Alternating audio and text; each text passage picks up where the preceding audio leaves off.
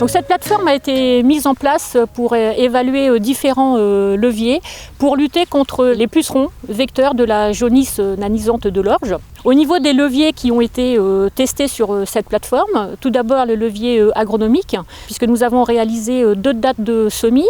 Un semis dit plutôt précoce qui a été réalisé le 23 septembre et un semis, disons, plus classique par rapport à la région, réalisé le 14 octobre.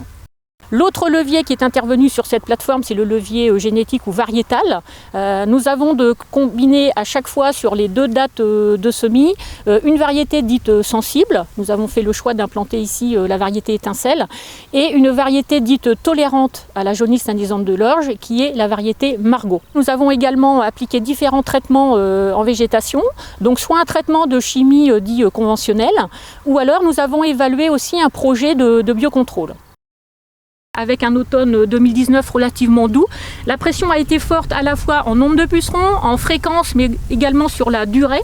Nous avons pu justement mettre en avant l'effet variétal de manière très visuelle, puisque vous voyez ici, nous sommes sur la variété tolérante Margot. Elle n'est qu'à 11% d'attaque au niveau de la pression virose, sur les notations qui ont été faites au mois de mars, alors que sur la variété dite sensible étincelle, nous enregistrons près de 95% de symptômes de virose.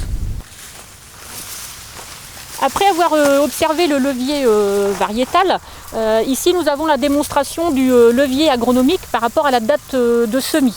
Ici, sur un semis donc réalisé au 14 octobre, nous n'avons dans les parcelles témoins non traitées simplement que 5% d'attaque de jaunisse nanisante de l'orge. Concernant les traitements en végétation, que l'on soit en chimie conventionnelle ou avec le projet de biocontrôle, sur ces fortes pressions et sur des semis précoces, nous n'avons pas obtenu satisfaction. En revanche, en combinant les 2 leviers, agronomique et variétal, nous arrivons à une culture saine et donc acceptable vis-à-vis de l'agriculteur en termes de protection.